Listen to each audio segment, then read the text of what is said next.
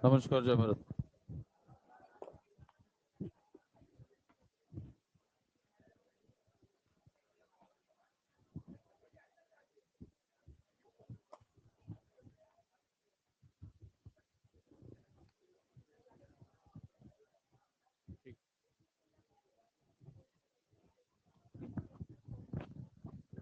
Addition of catalyst चल रहा था, है ना। मतलब उसमें दोनों केस हो गए थे, तीसरा केस करना बाकी था। दो केस कवर थे। तो काइनेटिक समाप्ति की हो रही है, बस एक दो बातें और सुने। तीसरा जो केस है वो एक सवाल लिखे, उससे समझ में आएगा। Case number 3। केस नंबर 1 और 2 हो गए थे ना, जिसमें टेम्परेचर वाला सवाल एक हो गया था और एक कैटलिस्ट वाला हो गया था। फिर डालें केस नंबर 3। केस नंबर 3 में क्या करने वाले हैं, दोनों काम एक साथ।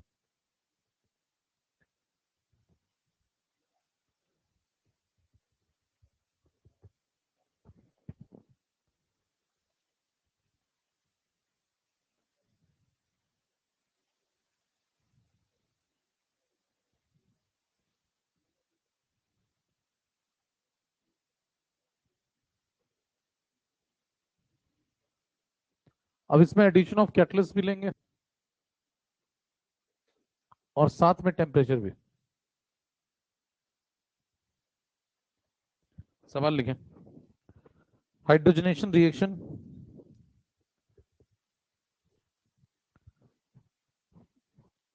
hydrogenation reaction is carried out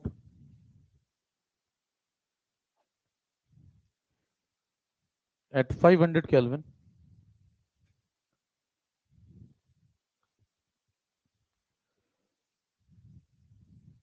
Full stop.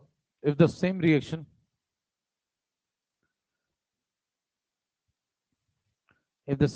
is carried out in the presence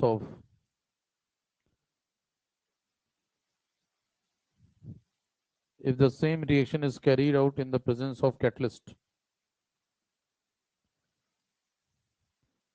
at the same rate,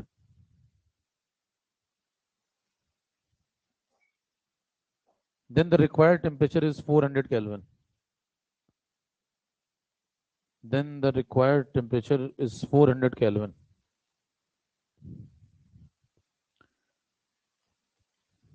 Find out the activation energy of the reaction.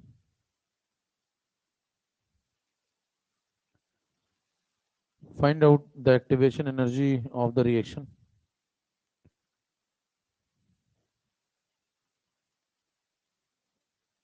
If catalyst lowers the activation barrier,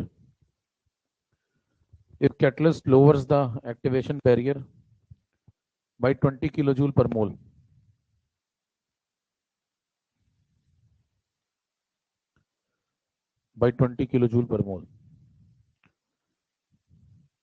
चार option है।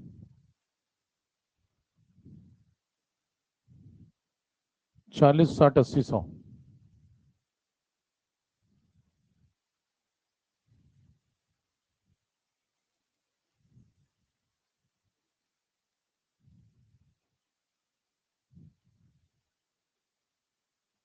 सवाल पढ़ो भी। सवाल में क्या कह रहा है कि एक रिएक्शन थी जो कितने केल्विन पे हो रही थी पहले, 500 पे। फिर 500 पे जब उसको कराया तो वो एक रेट से हो रही थी। उसके बाद उसके अंदर मिला दिया हमने क्या, कैटलिस्ट। कैटलिस्ट मिलाने से होगा, रिएक्शन का रेट बढ़ना चाहिए। लेकिन वो कह रहा है रिएक्शन का रेट बढ़ना नहीं है, सेम रेट से कराओ।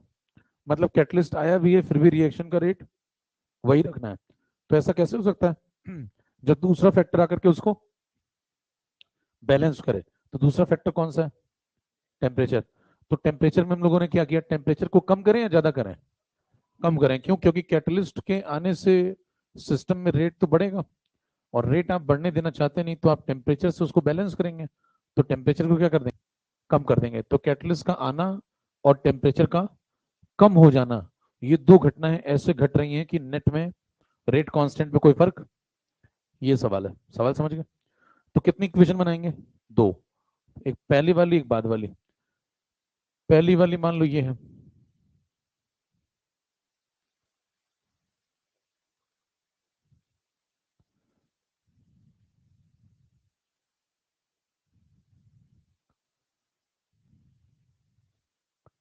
चेक करें। अगर मान लें सवाल ऐसा होता कि सिर्फ कैटलिस्ट मिलाया होता, तो बताएं अगर सिर्फ कैटलिस्ट मिलाएंगे तो ये कितना था पहले, E1 बाद में कितना हो जाएगा, और ऐसा हो जाएगा तो K1 बदल के कितना हो जाएगा। ये पुराना वाला सवाल है। ये कौन सा सवाल है? कोई पूछे कि भाई साहब ये सवाल अगर ऐसी इक्वेशन है तो कौन सा सवाल है, कौन सा इफेक्ट है, तो ये only the effect of catalyst का सवाल है। बात समझ रहे हैं? दूसरा लीजिए,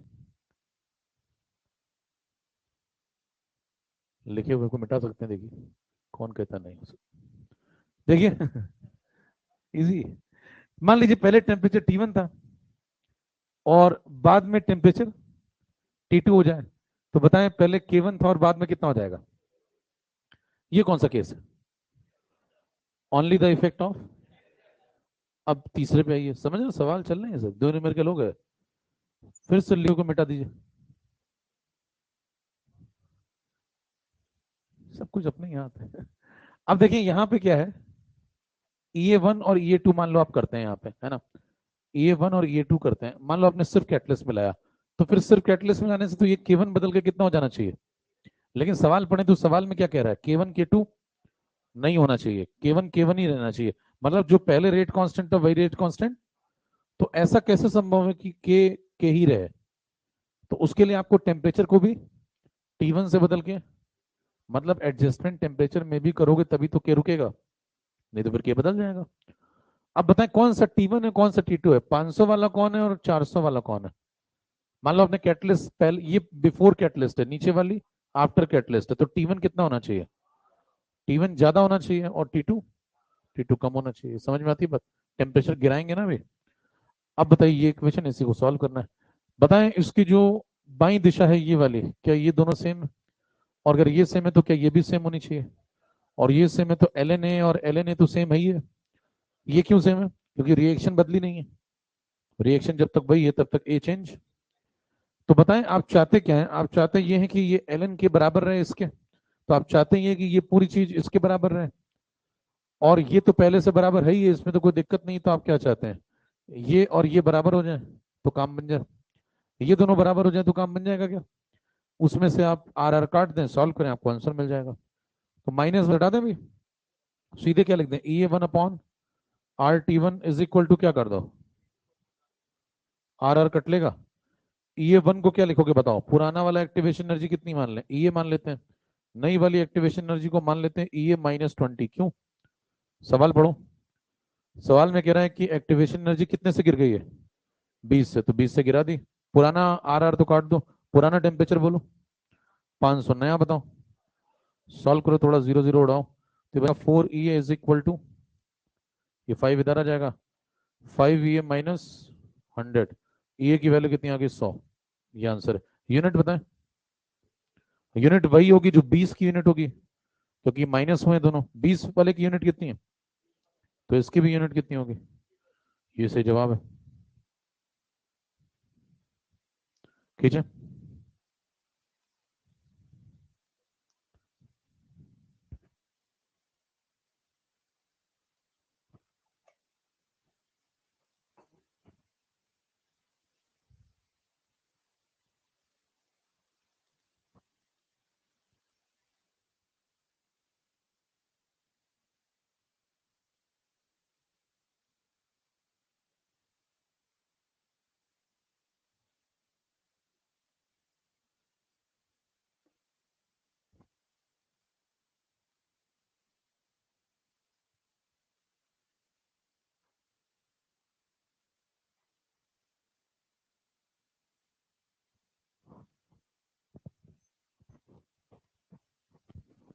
सब ठीक है।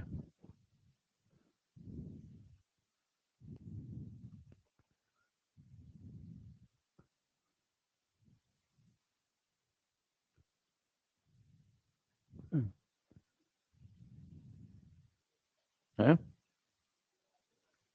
क्या नहीं आ रही आवाज,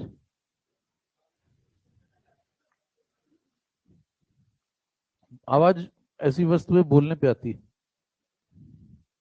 नहीं बोलेंगे तो नहीं आएगी। चले, इतना करेंगे तो ले जाएगा आपको पीछे के रास्ते से, नाली के रास्ते से ले जाएगा। आइए प्लीज, आपकी जान को खतरा हो सकता है। वहां क्या करेंगे देखें, जी क्या कहता है, जी कहता है थोड़ा जल्दी करिए। करें जल्दी कैसे? मान लो पहले टेम्परेचर कितना दिया था, 500, बाद में ठीक है, कितने का डिफरेंस है? अभी नहीं, अरे ना ना ना, अभी तुम लोग यार कभी भी कुछ भी लॉजिकल नहीं हो।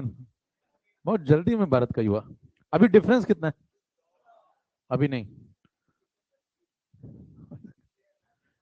भारत का युवा कहीं भी घर बना लेता है, देखिए। अब ये 50 है, ये 40 है, जीरो जीरो काट दिया मैंने। अब डिफरेंस कितना है?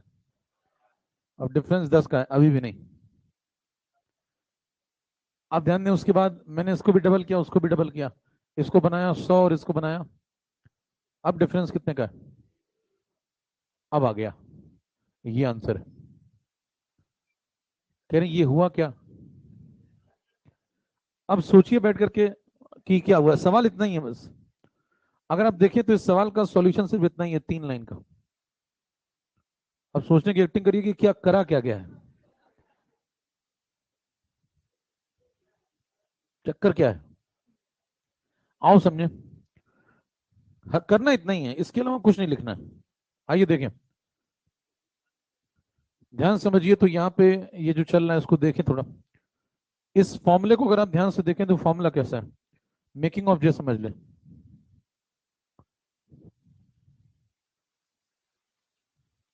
ये मेकिंग ऑफ जे कहता है कि फॉर्मूला देखें, फॉर्मूला है L N K is equal to minus A upon R T plus. ठीक है, आप क्या चाहते हैं? कह रहे हैं बता नहीं सकता, वो नहीं पूछते हैं। आप चाहते हैं कि आपका के ना बदले, आप चाहते हैं कि आपका के ना बदले, यानी कि आपका एल एन के भी ना बदले। तो आप कुल मिला के चाहते हैं कि ये चीज ना बदले, यही मकसद।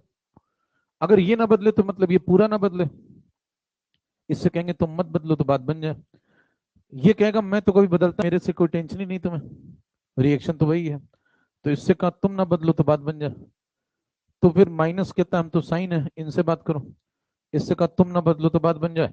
आर कहता मैं बचपन से कांस्टेंट हूँ, हालांकि इसका बदलने का बड़ा मन करता है लेकिन बदल नहीं पाया आज तक, यूनिवर्सल कांस्टेंट है। तो ई ए बाई टी से मैंने कहा तुम ना बदलो तो बात बन जाए। अब ई ए बाई टी कहता है कि हम ना बदले, तो ये तो बदलेगा या नहीं बदलेगा? ये तो बदलेगा क्योंकि कैटलिस्ट आया है। टी बदलेगा क्या?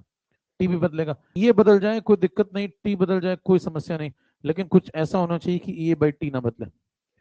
अगर ये रेशियो ना बदला तो काम बन जाएगा, ये रेशियो ना बदला तो ये पूरा कांस्टेंट हो जाएगा, ये कांस्टेंट तो बाकी सब तो रुका ही हुआ है। कुल मिला के मेरा मकसद क्या है? मकसद है किसे रोकना? ये को रोकना नहीं है, ए बाई टी को फिक्स करना है। ध्यान दें, वहां पे तापमान जो है वो भी बदलना है और जो ई है वो भी बदलना है।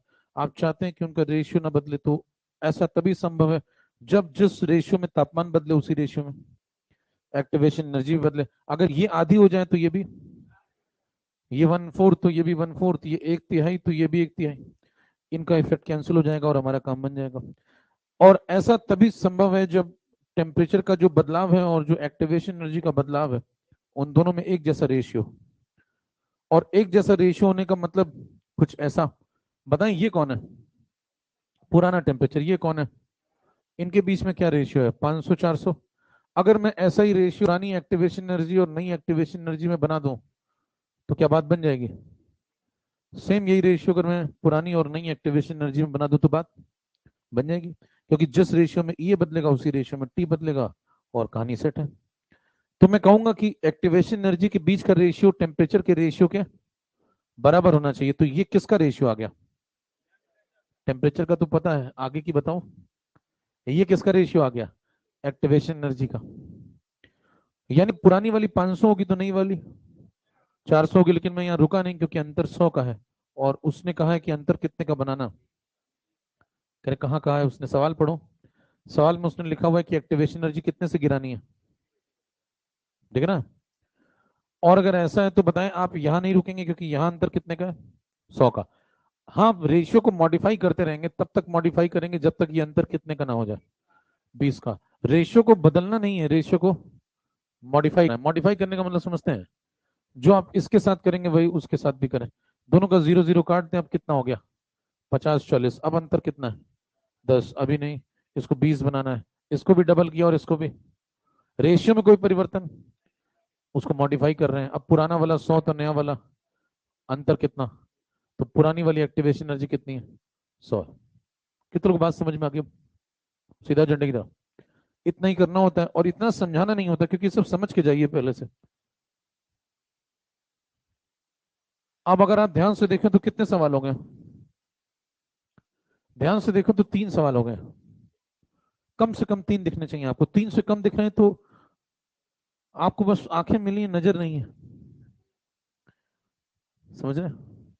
ध्यान में 3 सवाल तो कम से कम दिखने चाहिए। अगर वो कहता है इसी सवाल में कि एक्टिवेशन एनर्जी कितने से गिर जाए 100 से, तो आंसर कितना होता, 500। अगर वो कहता है एक्टिवेशन एनर्जी 10 से गिरा दो, तो आंसर 50। और कहता है एक्टिवेशन एनर्जी 20 से गिरा दो, तो आंसर 100 होगा। मेरा वाला ये सवाल है। और भी सवाल बनाए जा सकते हैं क्या? इसी को आगे बढ़ाते जाइए और जीवन सवालों से भर दीजिए एफटीपी फैकल्टी ट्रेनिंग प्रोग्राम। अब मान लें वो टेम्परेचर बदल दे, नोट कर लें, अब तो समझ गया होंगे। तो पेन चलाने की आवश्यकता नहीं थी सवाल में। अगर आप देखें तो सवाल वहीं खत्म था। 500 400 आपने कहा, डिफरेंस 100 का, 50 40 डिफरेंस 10 का, 100 थी, खत्म हो गया सवाल। पुरानी वाली 100, नई वाली 80, 20 से गिर गया। ये भी नोट कर लें, मेकिंग ऑब्जेक्ट ने 2 4 पूछेंगे किया क्या था। ये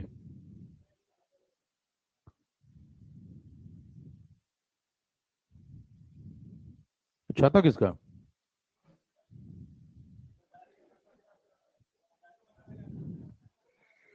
आपत्तिजनक चीज है बे।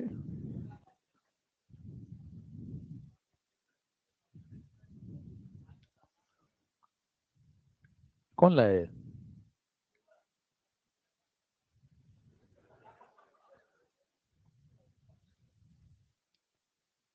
आपत्तिजनक सामान लाते तुमने। चले रील बनाओगे इसके साथ, ये खींचो, ये मेकिंग लिख लेना भाई। हम हर जगह जहां आप सोचो बस।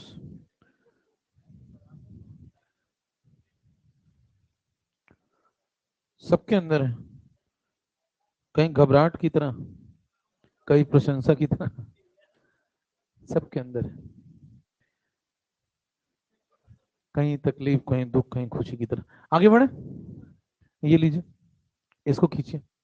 मान लो सवाल को मॉडिफाई कर दें, आप पुराने वाले तापमान को 300 कर दीजिए और नए वाले को 200 कर दीजिए। पुराने वाले को 300 और नए वाले को 200, बाकी लैंग्वेज सेम। बताएं आंसर, करें? क्या किया समझ में आया? पूरे सवाल में 2 चेंज है, पुराने वाले तापमान को 300 कर दें, नए वाले को 200 कर दें। थोड़ा सा दिमाग लगाएं, बाकी सब लिखा है सेम सेम। आ जाएगा? तो क्या 8 आंसर है? क्या बिना पेन चलाए हो रहा है आपसे? हो रहा है तो मतलब आपका चल रहा है। ध्यान दें, अगर उसने कहा कि एप्लीकेशन ऑफ जे समझाओ, कल को कोई नया सवाल आ जाए तो मैंने कहा लो ना प्लीज, T1 T2 बदल दिया मैंने कहा 300 केल्विन है, नया वाला 200 केल्विन है। ठीक है, प्लीज से बात क्या करिए, लैंग्वेज सोफिस्टिकेटेड बातें करता हूँ। ध्यान दें, पुराना वाला 300, नया वाला 200, तो दोनों का अंतर बताइए। अंतर 100 है तो क्या बात बनी? हाँ, अगर उसने अंतर 100 का दिया होता तो बात बन जाती। अच्छा, अंतर 20 का दिया है तो हम इसे 100 को पहले क्या बनाएंगे, 10, और फिर क्या बनाएंगे, जैसे 20 बनाएंगे आपका सवाल सॉल्व हो जाएगा। बताएं कैसे बनाएंगे, थोड़ा दिमाग लगा लें। रेशियो यही रखना है, 300 200, 0 0 काट दें तो ये 30 तो वो 20, 2 मल्टीप्लाई कर दें ये 60 तो वो 40। अब बताएं 20 का अंतर आ गया, ये मेरा आंसर है। तो क्या फिर से देखिए 3 सवाल सॉल्व हो गए। अगर वहीं 10 का अंतर देता तो आंसर कितना होता, 30 होता। अगर 100 का अंतर देता तो आंसर 300 होता। 6 सवाल सॉल्व हो चुके। उसने 1 दिया तो मैंने 6 दिए। समय भी कम लग रहा है। कहानी खत्म है। एक और प्रश्न लिखें।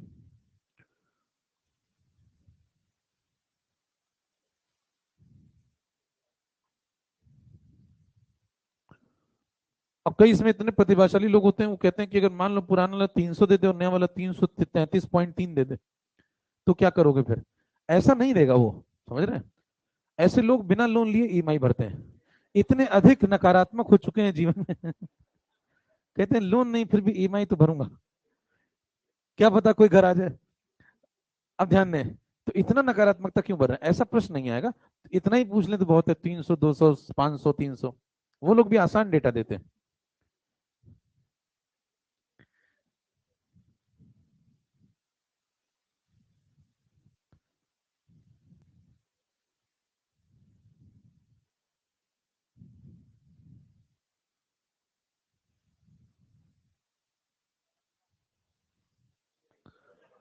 अभी तुमने सिर्फ 10% देखा है।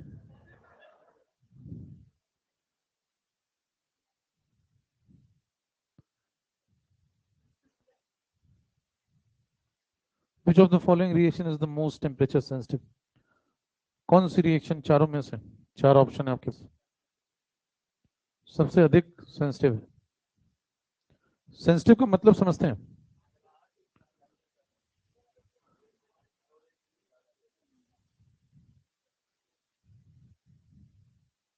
बड़ा ही, जैसे कहते नहीं, बड़ा टची है।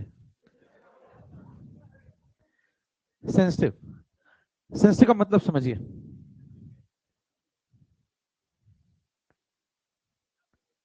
सेंसिटिव का मतलब समझिए, जैसे मान लें दो लोग हैं और दोनों को आप एक जैसा तुम्हारा है, एक जैसा थप्पड़ एक ही व्यक्ति ने मारा दो व्यक्तियों को अलग अलग, एक बहुत चीख पुकार कर रहा है कि हाय मार डाला, और दूसरा चुपचाप बैठा है कि मेरा रोज का है। तो बताएं, थप्पड़ तो दोनों को एक जैसा ही पड़ा है, थप्पड़ एक जैसा पड़ा है, लेकिन जो ज्यादा चिल्ला रहा है वो ज्यादा सेंसिटिव है या जो कम चिल्ला रहा है वो ज्यादा सेंसिटिव है? जो व्यक्ति ज्यादा चीख पुकार कर रहा है वो ज्यादा सेंसिटिव है, किसके प्रति? थप्पड़ के प्रति।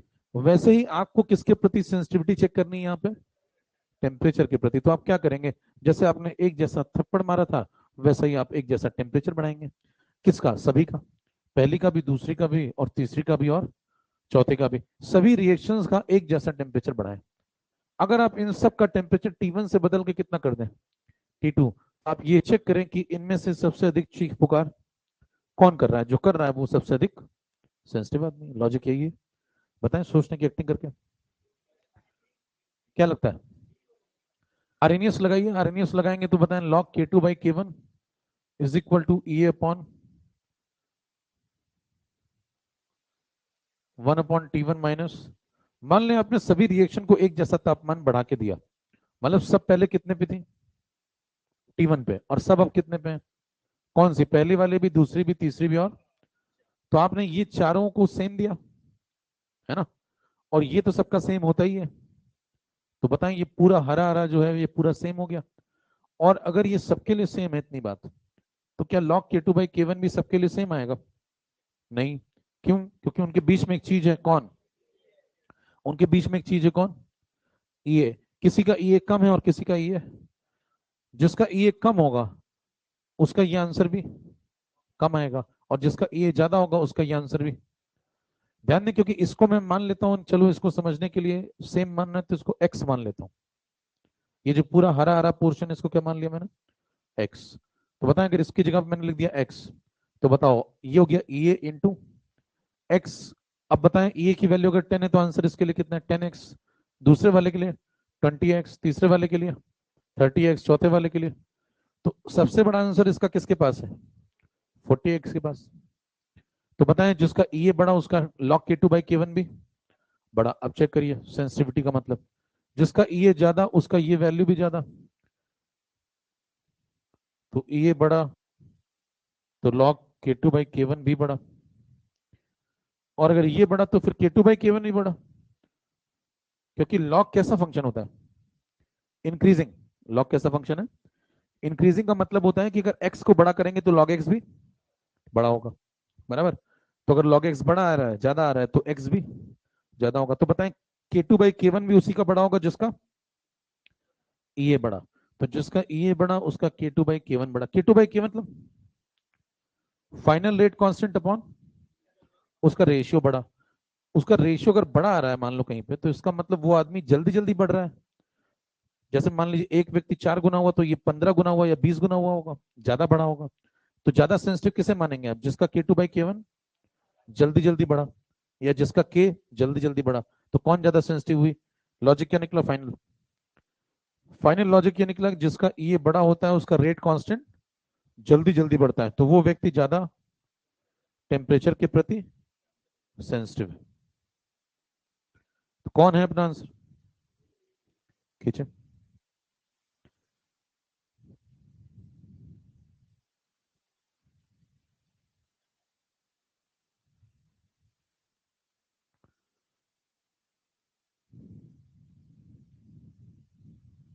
इस पे एम्स पे सवाल आ चुका है। सवाल कैसा था समझे? कहता है दो रिएक्शन है, हवा में सुने सवाल। दो रिएक्शन है,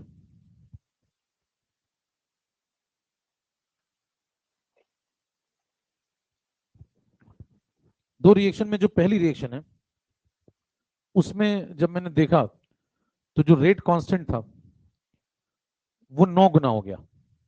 क्या करने पे? टेम्परेचर बढ़ाने पे। और वही टेम्परेचर जब मैंने किसी और रिएक्शन में बढ़ाया तो रेट कांस्टेंट 3 हो गया। डेटा घुस रहा है दिमाग में? या लिखवा दें? थोड़ा बहुत दिमाग की एक्सरसाइज करिए। क्या कहा मैंने? दो रिएक्शन है, ठीक है, दोनों में मैंने टेम्परेचर बढ़ाया। कोई लोग वो तनाव में देख रहे हैं। पहली में भी वही टेम्परेचर बढ़ाया और दूसरी में भी।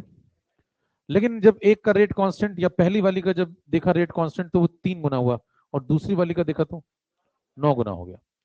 बताएं अधिक टेम्परेचर सेंसिटिव कौन है? 9 गुना वाली या 3 गुना वाली? 9 गुना वाली। फिर उससे पूछा जाए कि 9 गुने वाली ज्यादा टेम्परेचर सेंसिटिव क्यों है? रीजन बताएं। क्योंकि उसका ईए ज्यादा होगा। तो अगला प्रश्न यही पूछेगा आपसे, ईए किसका ज्यादा होगा? तो क्या बताएंगे? 9 गुना वाली का। फिर एक तीसरा सवाल पूछेगा कि चलो ज्यादा तो होगा लेकिन कितना ज्यादा होगा? बस हो गया आपका। यही सवाल था। फिर आप लौट के आ जाएंगे और फिर वही कहानी शुरू। यहां मामला आपका दिमाग एक हद तक काम किया, उसके बाद बंद कर दिया। यहां तक आप सही खींच रहे थे। कहां तक? मैंने कहा कि पहली वाली 3 गुना बड़ी, दूसरी वाली 9 गुना बड़ी, यानी कि दूसरी वाली ज्यादा सेंसिटिव है। दूसरी वाली ज्यादा सेंसिटिव है तो दूसरी वाली का एक्टिवेशन एनर्जी ज्यादा है, ये भी ठीक है।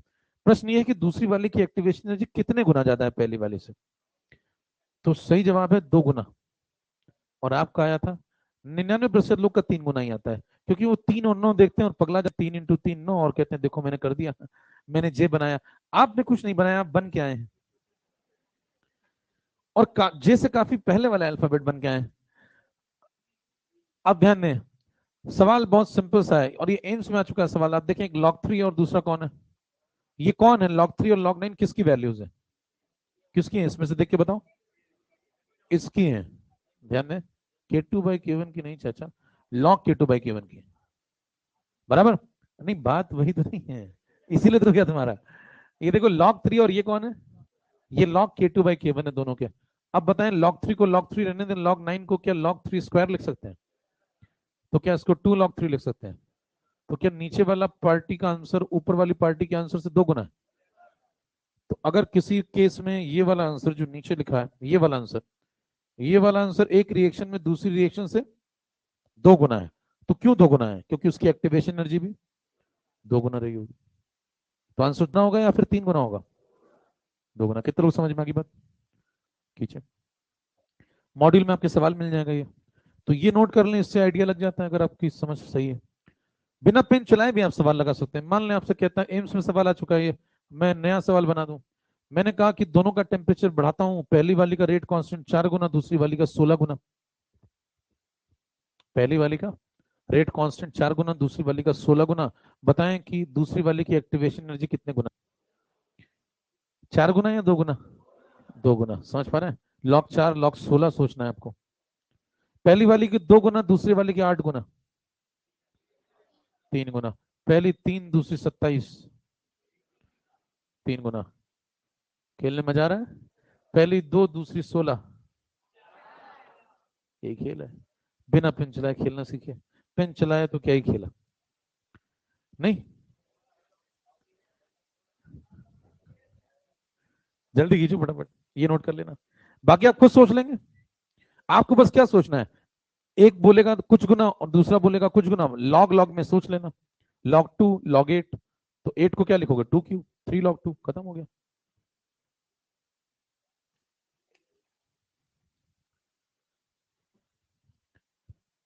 और ये सवाल है, आप चेक कर सकते हैं, उसमें पिछले सालों में ढूंढेंगे मिल जाएगा, आपके मॉड्यूल में ही होगा। अब उसमें लैंग्वेज में लिखी होती है ये सब बातें, यहाँ देखिए ऐसे ही हो रहा है। चलिए आगे बढ़े। हेडिंग डालिए सीरीज रिएक्शन।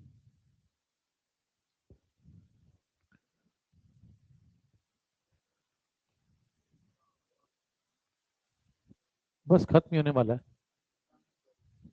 बर्दाश्त नहीं हो रहा क्या?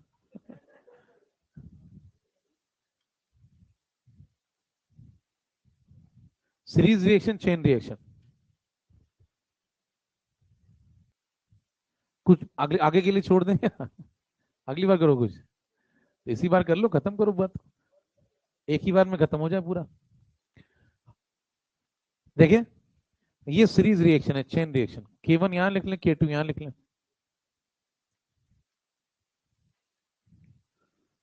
आपसे पूछा जाए कि कैसी रिएक्शन है,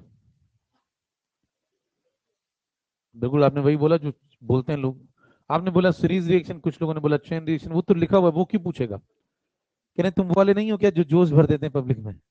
नहीं वो नहीं, तार्किक व्यक्ति हैं। आपसे पूछा जाए ये रिएक्शन कैसी रिएक्शन, तो आपको बोलना चाहिए था ये कॉम्प्लेक्स रिएक्शन है। कैसी रिएक्शन है? सीरीज चेन तो सब लिखा ही है, वो क्यों पूछेगा? वो शोर थोड़ी मचाना है। तो ध्यान दें ये कॉम्प्लेक्स रिएक्शन है, ये एक मल्टी स्टेप रिएक्शन है। ये दो स्टेप में हो रही है। पहले स्टेप में क्या बन रहा है? ए से बी बन रहा है, और दूसरे में बी से सी बन रहा है। दोनों के रेट कांस्टेंट अलग अलग है। पहला प्रश्न आपसे पूछा जाएगा इसमें कितने एलिमेंट्री स्टेप है? दो। फिर आपसे कहेगा कि अगर मान लें कि K1 K2 से बड़ा है तो इसमें से आरडीएस किसे मानोगे? जो स्लो है। बताएं अगर K2 छोटा है तो इसका मतलब ये स्लो है, और जो स्लो है वही कौन होगा?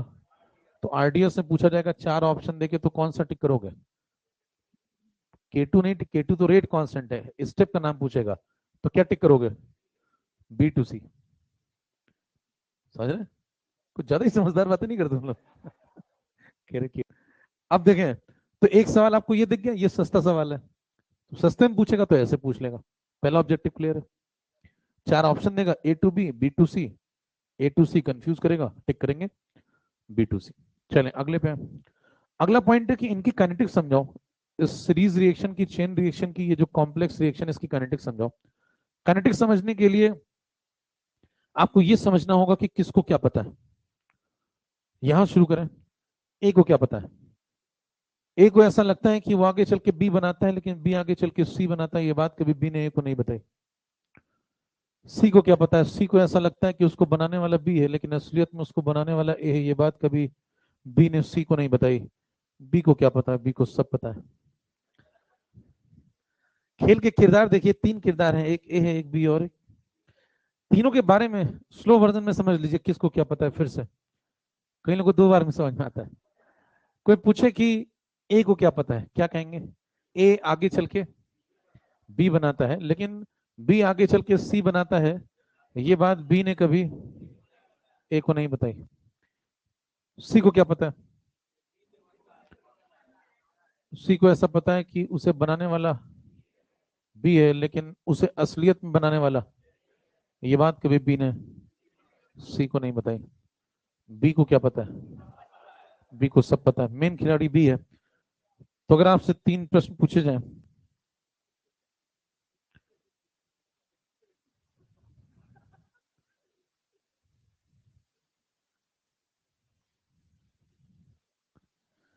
देखिए सच वो नहीं होता कि किसे क्या पता है, क्योंकि हर आदमी का सच अलग है। ध्यान दें, पहला कौन है? पहला minus D by D T. Minus D by D मैंने क्यों लिखा भाई? क्योंकि ए के पीछे कोई है ही नहीं। देखिए ए के डिसअपियरेंस का रेट लिख रहा हूं मैं, क्योंकि ए के पीछे उसे कोई बनाने वाला, तो ए सिर्फ खत्म ही हो सकता है। तो ए का डिसअपियरेंस। सी के बारे में क्या लिखा मैं? अपीयरेंस। क्यों? क्योंकि सी के आगे कोई नहीं है, तो सी खर्च ही नहीं कर सकता, सिर्फ बन सकता है। बी के ऊपर प्लस क्यों लिखा? बी में तो दोनों काम हो रहे हैं। देखो बी बन भी रहा है, खत्म भी हो रहा है, तो प्लस क्यों लिखा? तो मैंने माना है कि K1 ज्यादा और K2, तो मैंने माना है कि बी बनता ज्यादा रेट से और खत्म, तो थोड़ा बच जाता होगा। जो बच जाता है वो इसके बचने की रफ्तार है। बराबर? तो ये क्या है? ये बी के नेट में बचने की रफ्तार है। अब तीनों की काइनेटिक्स लिखें। पहले पे आओ, पहले वाले की लिखेंगे K1 into A to the power 1। कैसे? ध्यान दें, एक ही जब आप काइनेटिक्स लिखने जाएंगे तो उसको कितना पता है? सिर्फ यहां से लेकर के यहां तक, सिर्फ इतना ही पता है क्या? तो बाकी छोड़ दो। ए का सच सिर्फ इतना है। ये कैसी रिएक्शन है? एंट्री। एलिमेंट्री रिएक्शन में ऑर्डर किसके बराबर? मॉलिक्यूलरिटी। और बताएं इस बार इसकी मॉलिक्यूलरिटी कितनी, तो इसकी ऑर्डर भी कितनी। और इस रिएक्शन को देखें और बताएं ए के खत्म होने की रफ्तार K1 इंटू ए, और जो उसकी ऑर्डर है 1 वो, तो ये आंसर आ जाएगा क्या? सी पे आइए। सी को कितना पता है? क्या सी को सिर्फ इतना पता है? तो पीछे वाली बात को छोड़ दें, सिर्फ इसको देखें और बताएं अगर सिर्फ ये रिएक्शन हो एलिमेंट्री, तो सी की रफ्तार क्या लिखोगे बताओ? सी के बनने की रफ्तार लिखोगे K2, रिएक्टेंट हो गया बी, पावर कितनी?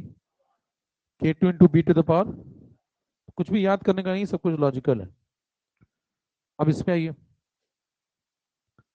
बी के बारे में क्या विचार है? बी को सब पता है, तो बी को ये भी पता है और बी को ये भी पता है। और जब बी को दोनों पता है तो दोनों से लिखेंगे। बताइए बी बना किस रफ्तार से?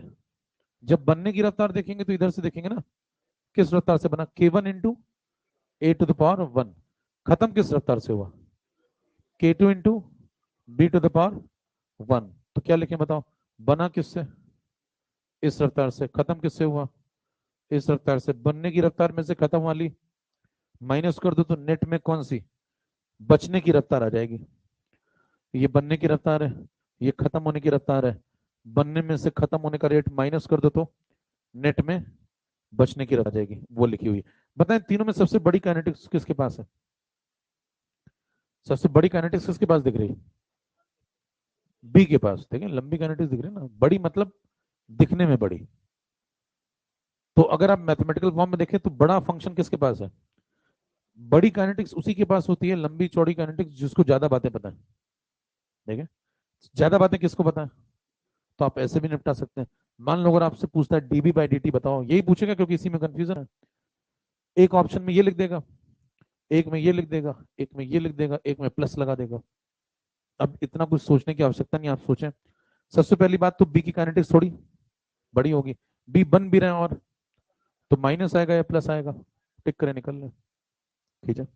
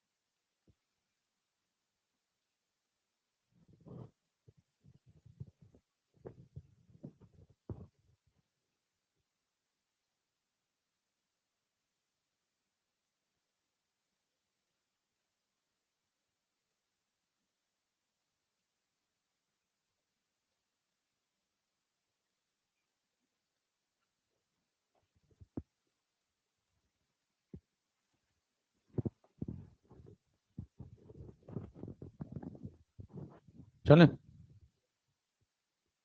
तीनों में कनेक्शन बताओ, इन तीनों में क्या कनेक्शन दिख रहा है? देखिए ये जो ये है, ये और ये, तीनों में कनेक्शन देखो। इसको और इसको जोड़ दो, इन दोनों को जोड़ो। ये वाला आ रहा है, तो दिख नहीं रहा, ये कट जाएगा ना, ये तो ये आ जाएगा। तो बताएं आंसर क्या आया? इन दोनों को अगर जोड़ दें तो क्या इसके बराबर आ रहा है? तो काइनेटिक्स आप लिखेंगे minus D A by D T equal to,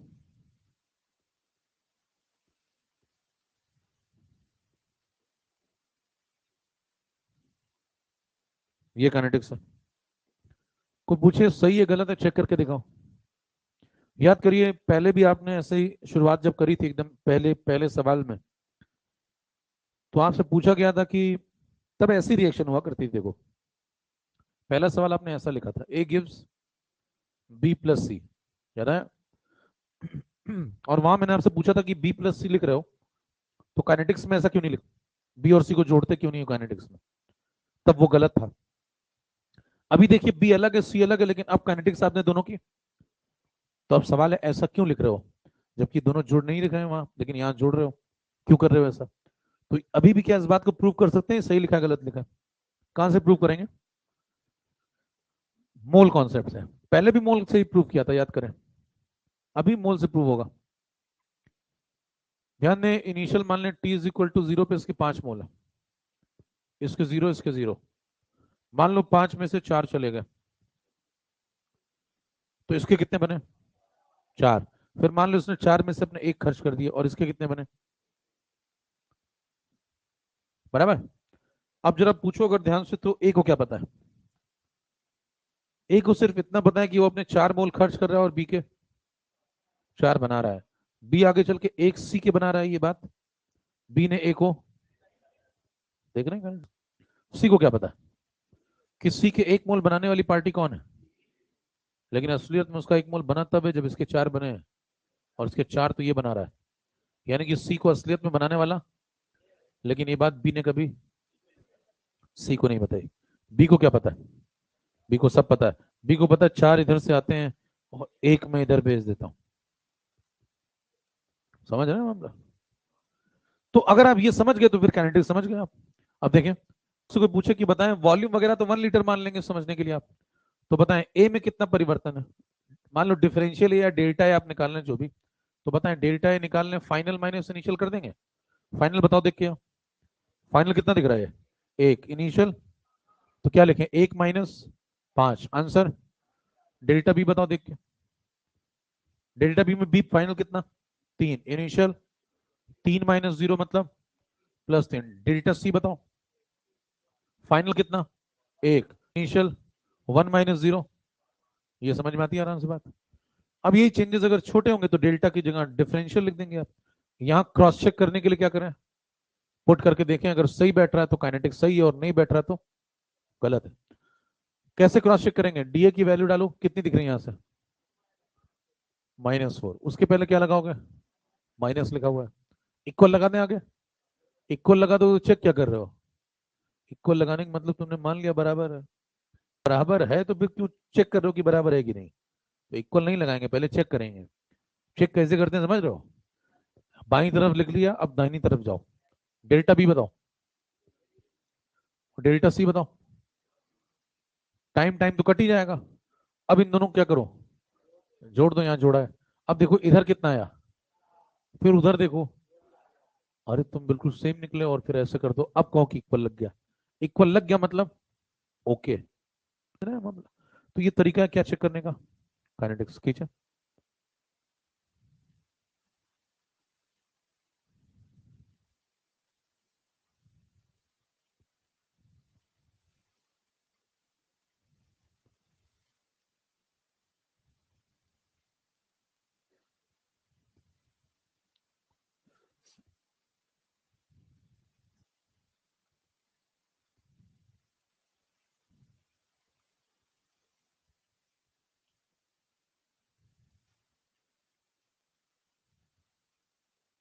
चले, तो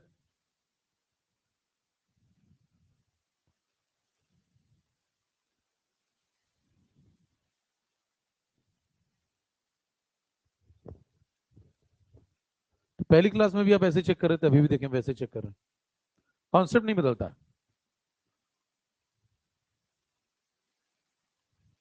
अगला सवाल आपसे पूछेगा, ग्राफ पहचानो।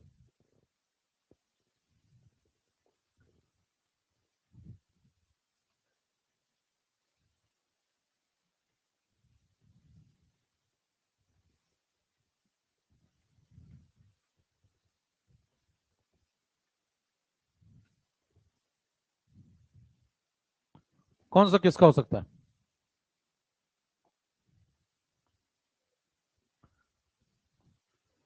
बताएं, ये जो नीचे की तरफ भाग रहा है ये कौन सा है? ये ए का ग्राफ है, लगातार नीचे जा रहा है। ये जो डायरेक्ट ऊपर भाग रहा है ये सी का है, और ये जो ऊपर जाके नीचे आ रहा है ये खींचो। सीरीज समाप्त होती है, पैरेलल पे है।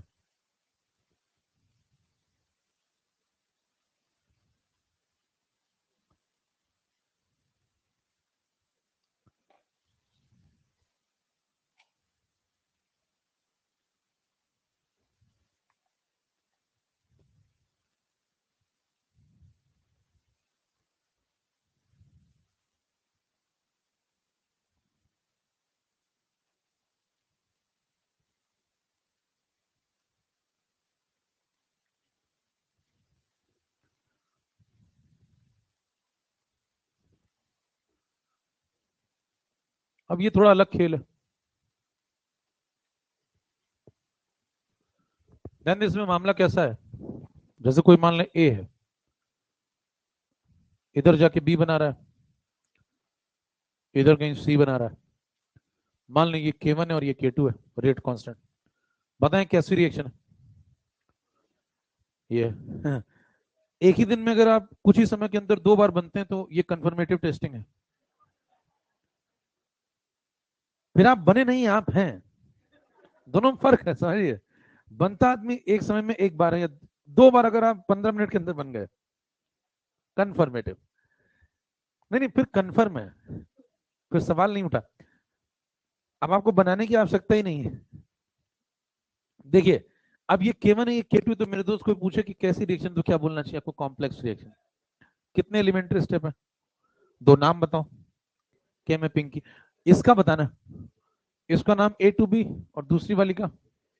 ठीक है, जब ए टू बी जाएंगे तो ऑर्डर कितनी, वन, क्योंकि मॉलिक्यूलरिटी, रिएक्टेंट कौन, ए। और जब इधर से इधर जाएंगे तो तब भी ऑर्डर कितनी, क्योंकि मॉलिक्यूलरिटी कितनी, ऑर्डर मॉलिक्यूलरिटी के।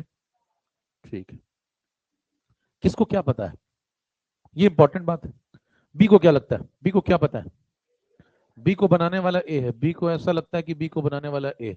सही पता है गलत पता है, सही पता है। सी को क्या लगता है, सी को क्या पता है, सी का सच है कि सी को बनाने वाला, सी को भी सही पता है। लेकिन ध्यान दें, बी को सी का सच पता और सी को बी का सच नहीं पता। बी को ऐसा लगता है कि बी को बनाने वाला ए सिर्फ बी को ही बनाता है, सी को भी ऐसा ही लगता है। ए को क्या पता है, ए को सब पता है।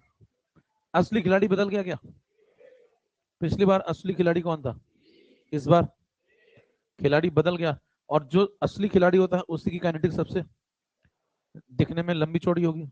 तो जैसे पिछली बार आपको इसका आंसर बड़ा मिला था, तो बिना पेन चला कह सकते हैं इस बार किसका आंसर बड़ा मिलने वाला है, ए का।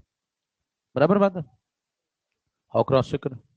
तो ऑब्जेक्टिव में थोड़ा सा आप इस तरीके से भी एलिमिनेशन कर सकते हैं। अब आइए लिखें, एक तो ये लिखेंगे, एक ये लिखेंगे, और एक ये लिखेंगे। बताओ प्लस माइनस क्यों लगाया, समझ गए। बताओ इसके पहले, बी के पहले प्लस क्यों लगाया, क्योंकि बी के आगे कोई नहीं। कम बोला करें, बिल्कुल लॉजिकल बोला करें। क्या बोलेंगे, बी के आगे कोई नहीं, मतलब वो किसी और को बना नहीं सकता, सिर्फ बन सकता है। ठीक है, सी के आगे प्लस क्यों लगाया, क्योंकि सी के आगे कोई नहीं। ए के पहले प्लस क्यों लगाया, क्योंकि ए के पीछे कोई नहीं। ए के पहले माइनस क्यों लगाया, क्योंकि ए के पीछे कोई नहीं। लॉजिक है बिल्कुल सिंपल सा। ठीक, अब बताएं, सबसे पहले बी के ऊपर आए। बताएं बी को बनते देखना, उसकी रेट बताना है, तो कैसे बताओ, किस रिएक्शन में घुस जाओ। बी को इतना ही पता है ना बस, इसको छोड़ दें। इसको देखो ध्यान से, बी के बनने की रफ्तार बताओ, K1 A to the power.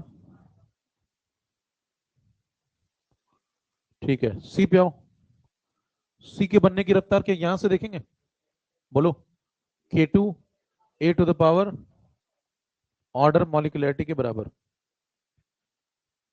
ए पे आओ, ए को क्या पता है, ये भी पता, और तो ए इधर भी खर्च होता है, और तो बताओ इधर किस रफ्तार से खर्च होता है, K1 A to the power 1 से, और इधर K2 A to the power 1 से। दोनों जगह क्या हो रहा है, खर्च हो रहा है।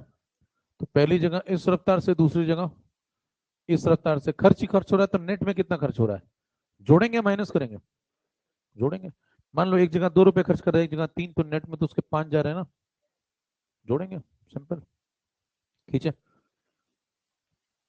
कनेक्शन बताएं तीनों में, इन तीनों में, इसको इसको जोड़ दो, तो क्या वो आ रहा है, चेक करो।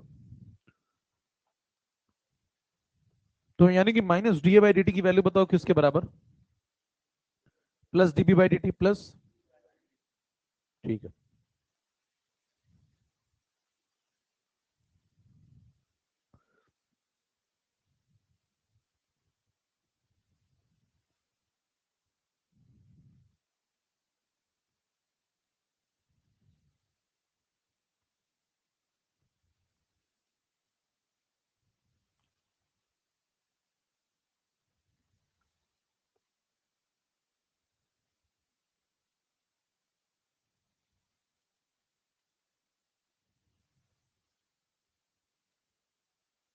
ठीक है भाई, कनेक्शन पे आए, बताएं क्या कनेक्शन निकला।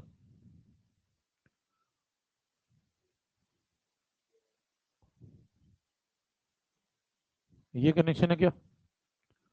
काइनेटिक्स सही है या गलत है? इसे क्रॉस चेक किया जा सकता है क्या? क्रॉस चेक करने का तरीका बताएं। मोल कॉन्सेप्ट, फिर से आप डेटा पे जाएं। मान लेते हैं कि इसके 5 मोल थे पहले, इनके 0, इनके 0।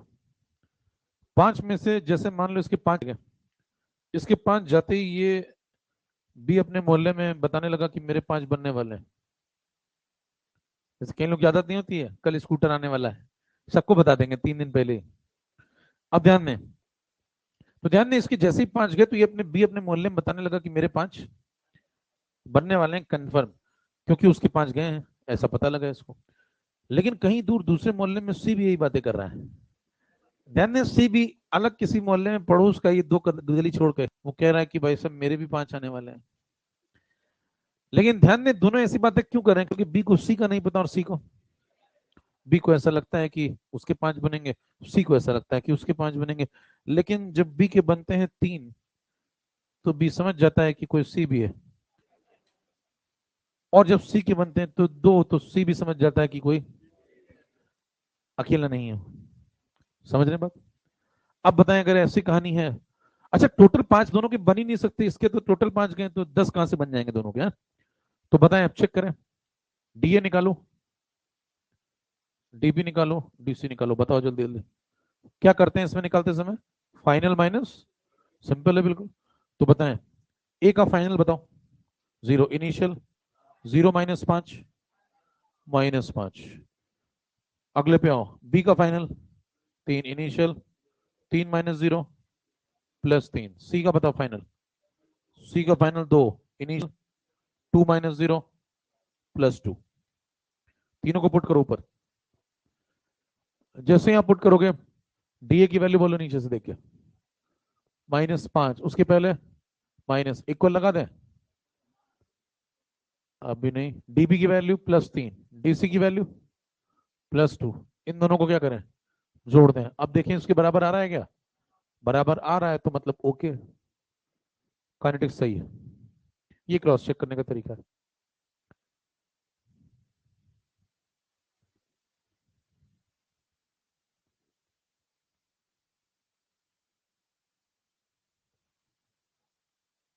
मैंने कुछ कहा था? I totally understand. चले भैया, ठीक है, गुजरी बात दिखा रहे हैं सब ठीक है। कुछ खास जरूरतें होंगी।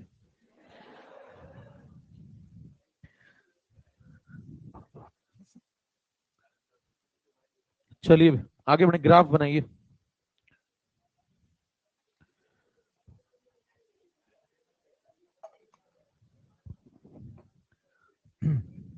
सब ठीक है, सब ठीक।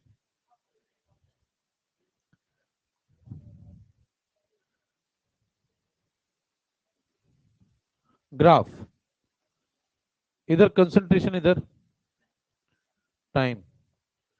चेक करें, पहला ग्राफ, दूसरा, तीसरा।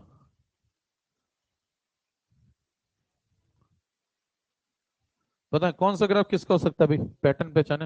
ये जो नीचे जा रहा है ये किसका है? और ये दोनों बी और सी में से किसी के होंगे। मान लो मैं कहती K1 K2 से बड़ा है।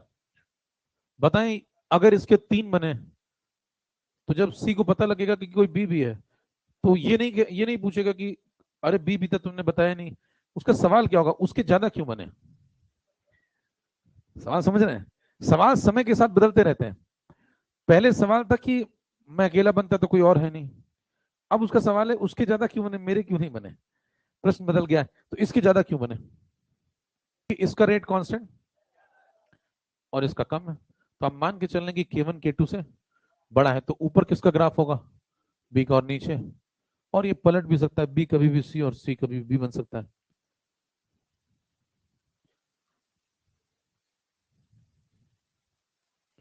खींचते जाइए।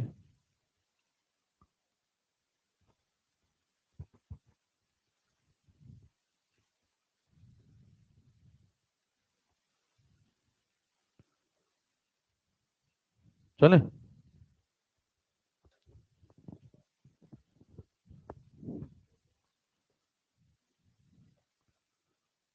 बी के बनने की रफ्तार, परसेंट ऑफ बी फॉर्म्ड। अगर बंटवारा हुआ है तो बंटवारे को समझना होगा। पता है बी कितने प्रतिशत बना, कैसे निकालोगे? वो तो छोड़ देंगे, न्यूमेरिकल जनरल बात करें अगर, तो कैसे निकालोगे? बी कितना बना अपॉन दोनों कितने कितने बने, और इनटू करेंगे। यही तरीका है। इसी को आप मॉडिफाई करके ऐसा लिख सकते हैं, देखें, dB by D T, D T divide कर दो, टाइम तो सेम ही लगा ना सबको।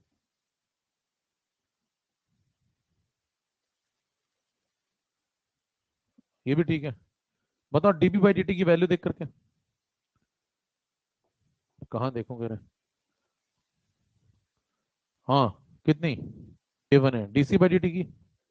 आ जाओ, यहाँ कितना लगाओगे? K1 है नीचे, K1 A plus K2A into 100, ए से कट लेगा। आंसर बोलो। K1 upon K1 plus K2 into, ये सही जवाब है। ये किसका आंसर आ गया? Percent of B. इसी तरीके से पूरा सॉल्व करके परसेंट ऑफ सी निकाल लेंगे। बकवास बात है, सीधे लिख देंगे, पूरा क्यों सॉल्व करेंगे?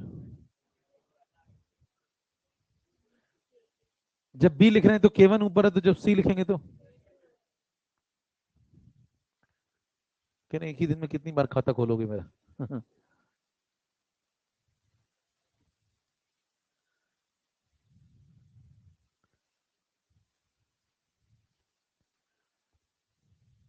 सी सीधे लिख लेंगे ना भाई। सी बताओ, सिमिलरली लिख दें या बगल में? पता है बगल में अगर आप सी लिखें, परसेंट ऑफ सी फॉर्म्ड, तो बस क्या करेंगे, बी वाले में ऊपर कौन आया था? K1, तो सी वाले में ऊपर कौन आएगा? K2, और नीचे तो दोनों आएंगे ही, वो तो कंफर्म ही है। खींचे।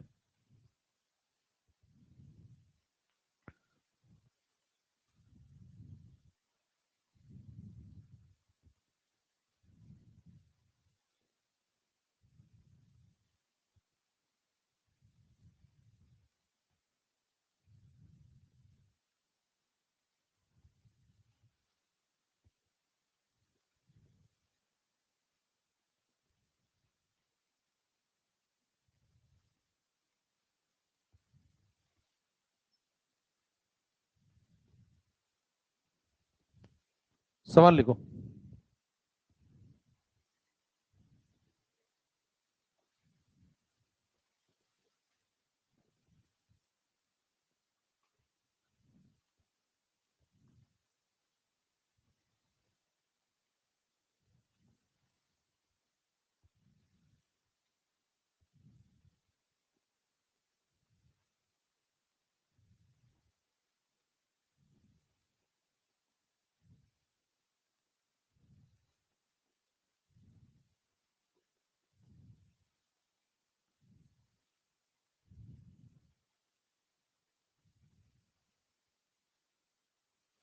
खींचो।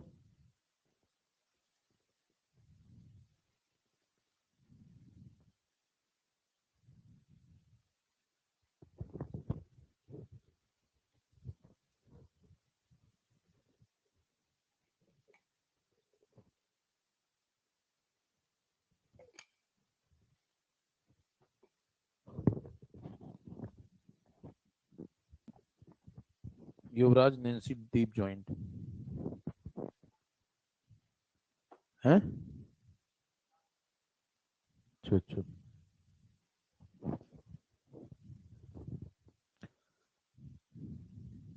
बताओ आंसर बताओ, क्या करेंगे देखें।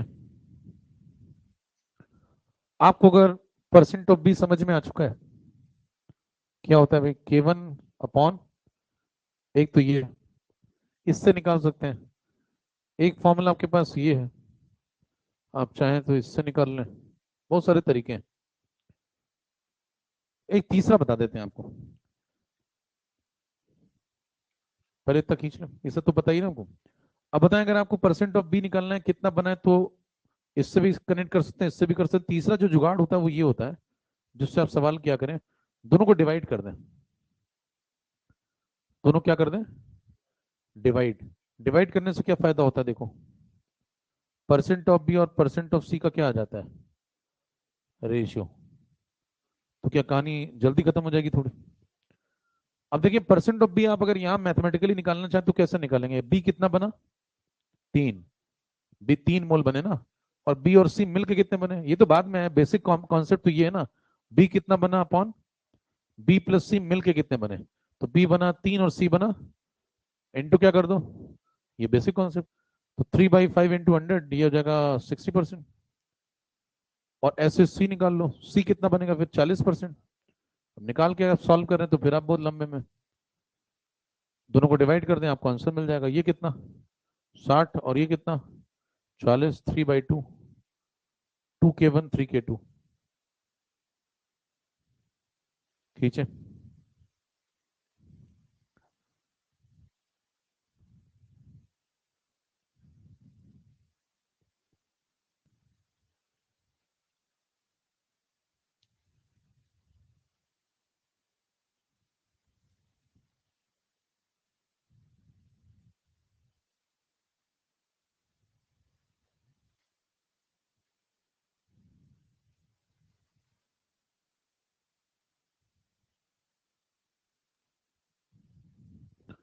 अगला सवाल बताओ, में आगे क्या।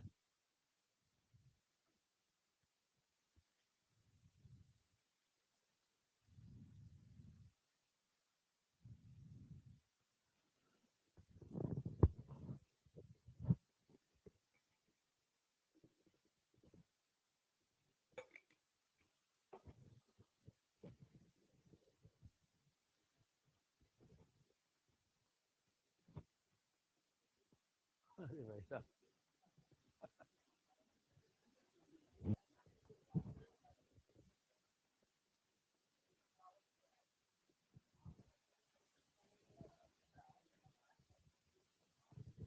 मेढक खाया क्या आज,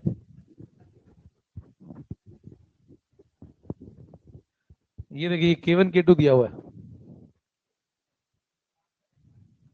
क्या, अरे जाए हमारे दुश्मन, अभी अपने कहाँ जाने टाइम। देखिए, पहला अलग K1 और दूसरा अलग K2 है, आपको बत क्या है,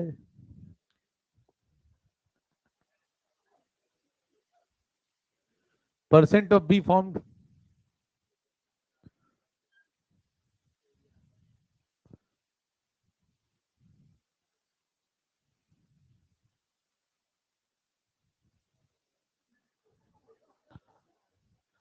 ऐसी आवाज मत निकालो यहीं पे, समझ रहे हो, मकसद गलत जगह पूरा हो जाएगा। समस्या हो जाएगी ना।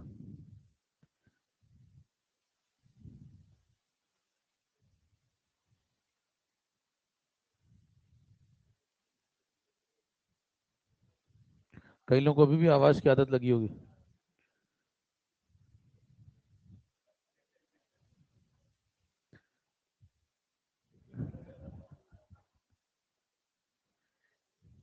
कि नहीं सर, मैं गाना सुनता हूँ।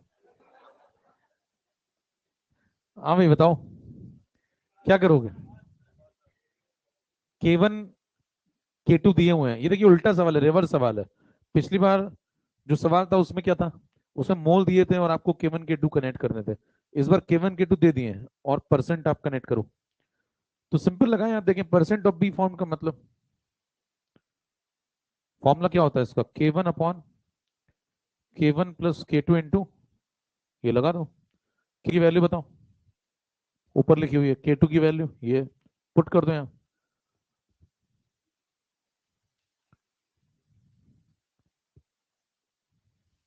हालांकि 10⁻³ बार बार आपको लिखना नहीं चाहिए, लेकिन ठीक है, और सम्मान दे दें, कट लेगा सब मामला, तो क्या बन जाएगा, 2/5 इंटू कितना आया, 40, ये 40 तो वो 60,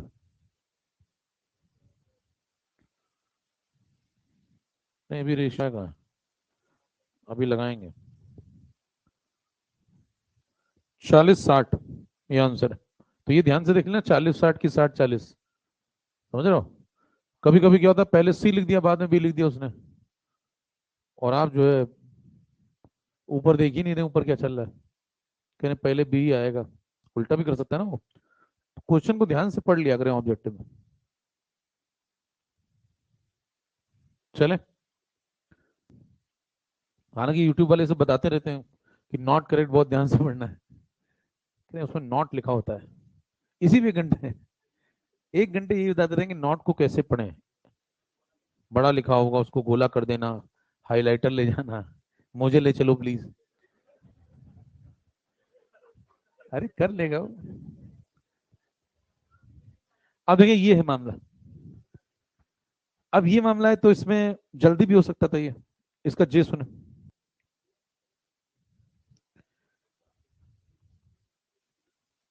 पता है रेशियो से अगर आप करें सवाल, एब्सोल्यूट दोनों अलग अलग मत निकालो, एक ही बार में निकालो ना। पता है रेशियो क्या होता है इनका, K1/K2। ठीक है, K1 K2 का रेशियो देख लो यहाँ पे। बताओ ये कौन है, K1, और ये कौन है, K2। रेशियो बताओ इन दोनों का। 2:3। ले आओ इधर। तो ये हो गया 2, तो ये हो गया 3, बराबर। आप क्या करोगे, दोनों को जोड़ दो। 2 और 3 कितना, तो यहाँ भी 5 डिवाइड कर दो, यहाँ भी 5 डिवाइड कर दो। करें फिर क्या करें, 100 मल्टीप्लाई कर दो, यहाँ भी और यहाँ भी। चेक करो आंसर आ गया। ऊपर वाला कितना, 40, और नीचे वाला, दोनों को जोड़ के देख लो, यही आंसर, बराबर। इससे भी तेज कुछ कर सकते थे क्या, ऑप्शन कुछ भी हो तब भी, मतलब जनरल बात करें अगर, तो इससे भी तेज कुछ कर सकते हैं। तो आप कहेंगे %B%C। ऑप्शन में जोड़ने पे 100 बनना चाहिए, तो पहले ही देखा करें, पहला चीज तो ये देखा करें। दूसरा ये देखा करें किसका के बड़ा है, उससे देख लिया करें। बहुत सारे तरीके नहीं करने के, ऑब्जेक्टिव अप्रोच में अगर आप आए तो बताएं। सबसे पहले आप ये देख लिया करें कि बी ज्यादा बनेगा या सी ज्यादा बनेगा। कैसे पता चलेगा, इसका के छोटा है और इसका के, सी ज्यादा बनेगा, सी का परसेंट ज्यादा, यानी कि ग्रेटर होना चाहिए। ये ग्रेटर है, हो सकता है लेस है, काट दो। ग्रेटर है, हो सकता है लेस है, काट दो। समझ रहे हैं? वो सब अलग बात है, लेकिन वैसे हैं सीधे सीधे एक झटके में खत्म। रेशियो लिखा आपने, रेशियो क्या होता है, K1/K2। उसका रेशियो कितना आ गया, 2/3। अब क्या करें, दोनों को जोड़े ओड़े ना सीधे करें। ये 2 और 3 जोड़े कितना बन रहा है, 5, तो ये 20 तो वो 30। अब जोड़े कितना है, 50, अभी नहीं। ये 40 तो वो 60, जोड़े कितना है, यही आंसर है। समझ पा रहे हैं, दोनों को जोड़ने पे 100 बनना चाहिए, क्योंकि परसेंट का सवाल है।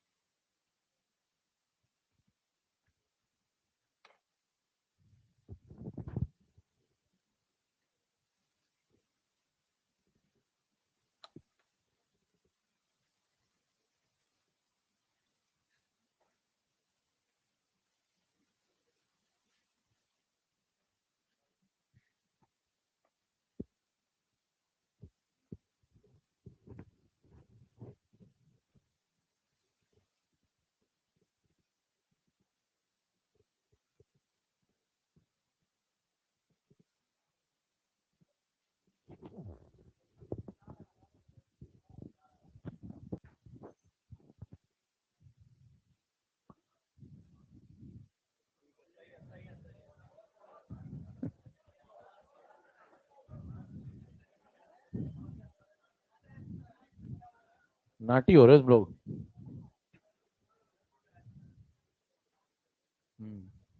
आपस में बातें करने का क्या करें फिर, स्ट्रेटजी क्या रखें फिर? तुम क्या करने वाली हो फिर अगले, चलोगी या रुकोगी? चलें, आप देखें। अगला है Henley rate of reversible reaction.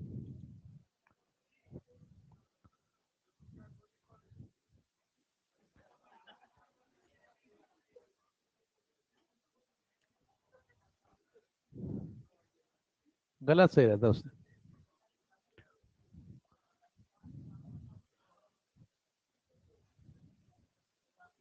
तुम्हारी आगे आने पीढ़ियों को भी पढ़ाएंगे ना, तो गलत सही रखना पड़ेगा। देखें, रेट ऑफ रिवर्सिबल रिएक्शन, तो कोई रिवर्सिबल रिएक्शन है मान लो ऐसी,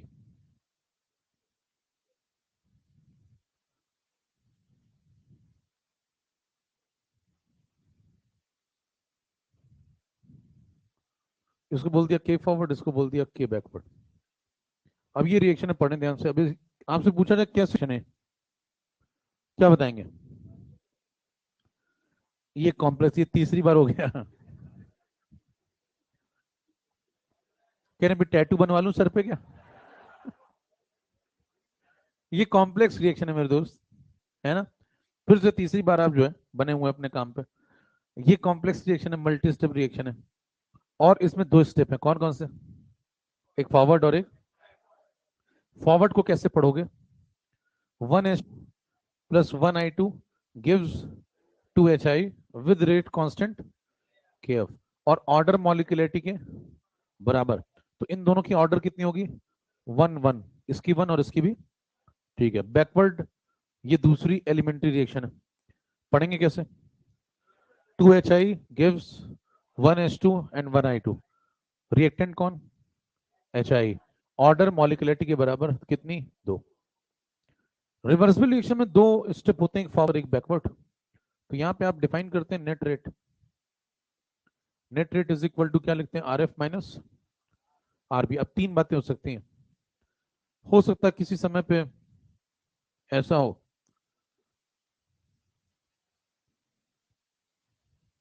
या तो आर एफ आर बी से बड़ा होगा, या बड़ा होगा या छोटा होगा, बराबर। तो बराबर हो गया तो बड़ा हो गया तो छोटा होगा। अब बताएं, अगर बड़ा हो गया तो, अगर आर एफ बड़ा हो गया मतलब नेट रेट कैसा हो गया? पॉजिटिव। अगर ये चीज बड़ी है ये छोटी है तो नेट रेट। आर एफ अगर छोटा है तो छोटे में से बड़ा माइनस करेंगे तो नेट रेट नेगेटिव।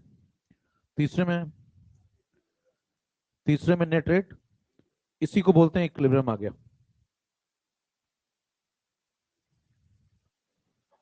बराबर। खींचते ना। अब हमें इसकी काइनेटिक्स समझानी है।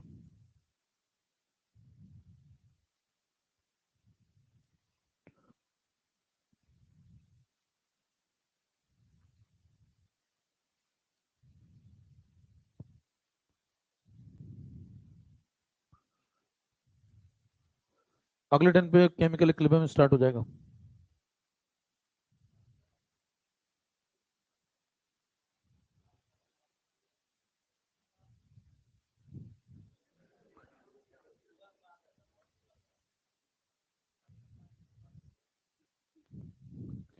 चले, अब क्या करेंगे देखें।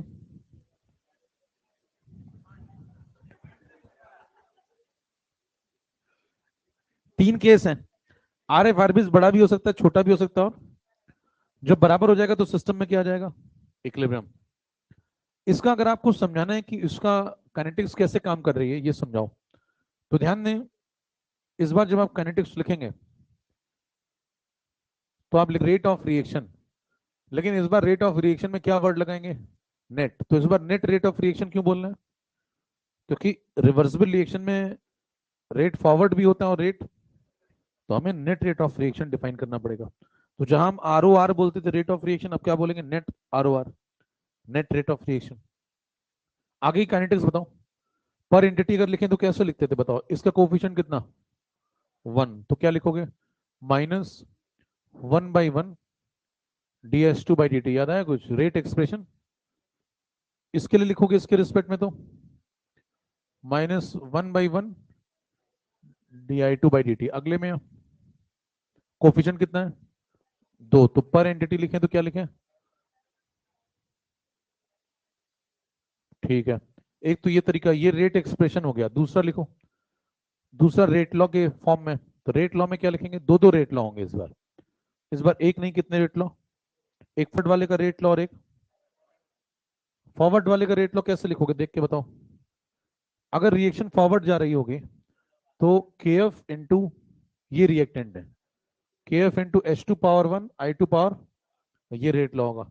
और बैकवर्ड में रिएक्शन जब इधर जा रही होगी तो K B into H I power, तो दो रेट लॉ होंगे। चेक करें तो एक रेट लॉ देखें ये है, के F H two one I two one, और दूसरा वाला K B H I power, ये नेट रेट लॉ है। तो क्या दोनों से हम net rate of reaction define कर सकते हैं? ऊपर वाला भी सही, नीचे वाली वैल्यू भी सही है, दोनों को मिला दो। अगर ये भी सही है और ये भी सही है तो दोनों को मिलाओ। दोनों को मिलाओगे तो नेट एक्सप्रेशन क्या बनेगा फिर?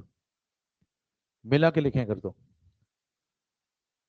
तो net rate is equal to R F minus R b भी सही है, के F into H two power one I two power minus k B into H I power two, ये भी सही है। और वो सब जो ऊपर लिखा है वो भी सही है। सबको बराबर करके लिख सकते हैं क्या ऐसे? ये सब इसके बराबर होगा, ये सब आपस में बराबर है। चेक करें, क्योंकि सभी नेट रेट ऑफ रिएक्शन है तो सब बराबर है।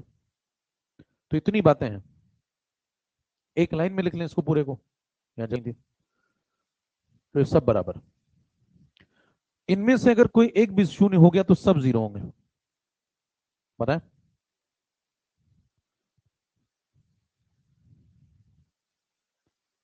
अब इसमें सवाल क्या आते हैं वो देखें।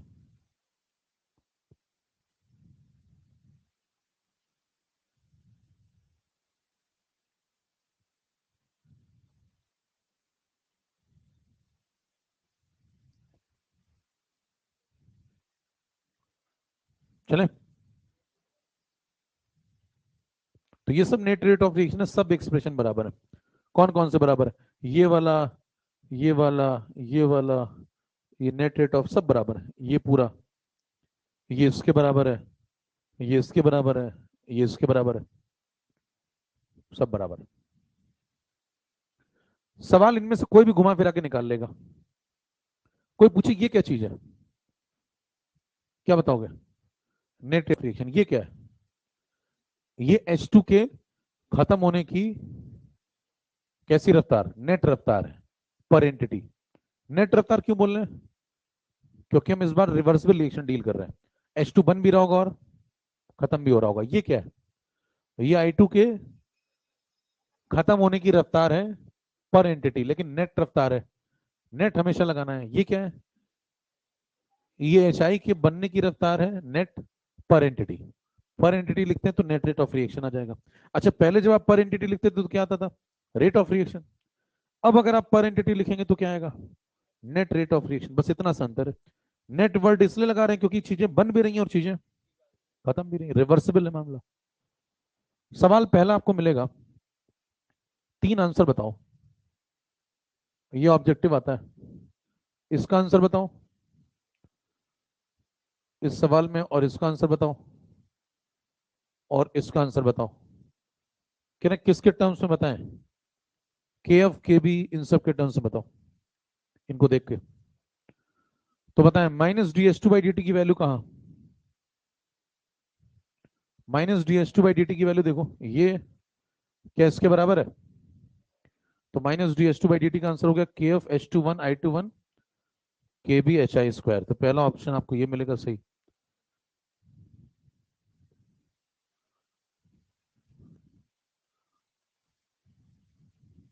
ठीक है, कहेगा minus D I to by D T की वैल्यू बताओ। ये देखो minus D I to by D T है, किसके बराबर है? इसके बराबर है, तो सेम आंसर। चार ऑप्शन दिए होंगे, क्या टिक करोगे? सेम के एफ। ये ऑप्शन जो सफेद से लिखा है वो क्या दिए जाते हैं?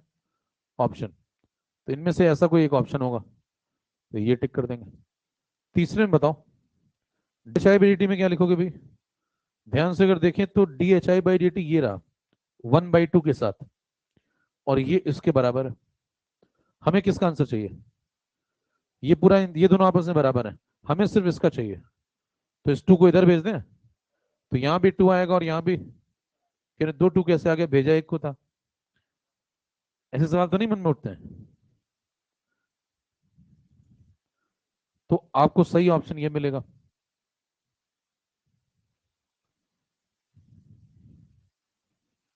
चेक करें, इन तीनों में कुछ कनेक्शन दिख रहा है, इनका रेशियो बताओ कितना है? 1:1:2। कोई पूछे मोल कॉन्सेप्ट से काइनेटिक्स समझा सकते हो इस बार? कह रहे हैं बिल्कुल। इन तीनों के बीच में रेशियो देखिए, इसका रेशियो इसके साथ कितना है? सेम 1:1, और ये कितना है? उसका डबल। तो इन तीनों के बीच में क्या रेशियो है? 1:1:2। इसका क्या मतलब हुआ? इसके नेट में खत्म होने की रफ्तार, इसके नेट में खत्म होने की रफ्तार, और इसके नेट में बनने की रफ्तार में ये रेशियो है। और होना भी चाहिए था। यहां से अगर आप देखें ध्यान से तो ये रिएक्शन यही तो कह रही है, अगर इसका 1 मोल नेट में जाता है जितनी देर में, उतनी देर में इसका भी 1 मोल नेट में जाएगा, और उतनी देर में इसके 2 मोल नेट में बनेंगे। तो इनकी रफ्तारों के बीच में क्या रेशियो होना चाहिए? कोफिशिएंट देख के पता चल जाता था हम लोग को पहले भी, अभी भी पता लग रहा है। क्या रेशियो होना चाहिए? 1:2। तो सबसे तेज रफ्तार किसकी होनी चाहिए? एच आई की। और H2I2 की रफ्तार बराबर। यही काइनेटिक्स है। इक्विलिब्रियम कब आएगा? आखिरी बात सुन ले, खत्म करें। इक्विलिब्रियम कब आएगा बताएं? इक्विलिब्रियम तब आता है, नोट तो करते रहना, तुम्हारे पास स्लाइड रहेगी अभी, सुन लो एक बात, नहीं तो बीच में फिर शुरू करनी पड़ेगी। बताएं इक्विलिब्रियम कब आएगा? इक्विलिब्रियम तब आएगा जब क्या जीरो हो जाए? नेट रेट जीरो हो जाए, मतलब RF माइनस भी जीरो हो जाए। तो बताएं ये जो आपने लिखा हुआ है ये जीरो हो जाए तो क्या इक्विलिब्रियम आ जाएगा? जब ये जीरो होगा तो क्या ये भी जीरो, फिर ये भी जीरो, फिर ये भी जीरो, ये और ये सब जीरो। अब अगर ये जीरो हो गया तो यहीं से क्या निकल आता है? केसी। इसको जीरो लिखो जरा, KF H21I21। तो यहां से आ जाता है KF H21I21 minus KB HI² is equal to zero, RF minus RB। फिर यहीं से KF/KB आ जाएगा, कितना? HI⁻²/H21 और I2। इसी को क्या बोल देते हैं? कैसी हो? तो यहीं पे देखिए काइनेटिक्स खत्म होती है, और यहीं से क्या शुरू होता है? यहीं से इक्विलिब्रियम शुरू होता है। काइनेटिक्स का अंत ही इक्विलिब्रियम की शुरुआत है। कनेक्टेड है, बराबर बात। एक और आखिरी बात सुनते जाए, जब आप ग्राफ बनाते हैं आगे चल के इक्विलिब्रियम में, कंसंट्रेशन और टेम्परेचर के, कंसंट्रेशन और टाइम के, तो देखिए ग्राफ ऐसे बनते हैं, कुछ ये ऐसे जाता है, ऐसे जाता है, फिर कांस्टेंट हो जाता है। कभी आपने सोचा है कांस्टेंट क्यों हो जाते हैं? कंसंट्रेशन है, ध्यान देना, या रेट नहीं है। ग्राफ ऐसे कांस्टेंट क्यों हो जाते हैं? क्योंकि इक्विलिब्रियम आने पे क्या क्या जीरो हो जाता है? ये जीरो, ये जीरो, ये जीरो। क्यों? क्योंकि इक्विलिब्रियम पे ये सब जीरो हो जाएंगे, ये सब जीरो हो जाएंगे। और जब ये सब जीरो हो जाएंगे तो बताओ क्या क्या जीरो हो जाएगा? क्या dH2/dt जीरो हो जाएगा? di2/dt और dhi/dt। तो बताएं, कोई पूछे आपसे इक्विलिब्रियम पे क्या क्या जीरो हो जाता है, तो आप कहेंगे dH2/dt जीरो हो गया। एक को समझ लो, बाकी अपने आप समझ में आ जाएंगे। अगर ये जीरो हो गया तो बताओ क्या जीरो हो गया? dH2 जीरो हो गया। ये जीरो हो गया तो मतलब H2 में बदलाव बंद हो गया, तो H2 कैसा हो गया? उसका कंसंट्रेशन कांस्टेंट हो गया। इसी तरीके से I2 भी कांस्टेंट, इसी तरीके से HI भी कांस्टेंट। तो क्या सब कांस्टेंट हो जाएंगे? यही तो इक्विलिब्रियम है। इक्विलिब्रियम आने की पहचान ये होती है कि जो जहां है वो वहीं रहेगा। और उसका कारण अगर कोई पूछे तो कहेंगे रेट की बराबरी हो चुकी है। नमस्कार, अगले टर्न पे एक चीज बस बची है, डेरिवेशन ऑफ आर्रेनियस। 5 मिनट में खत्म होगा, 5-10 में, और फिर शुरू होगी नया चैप्टर केमिकल इक्विलिब्रियम।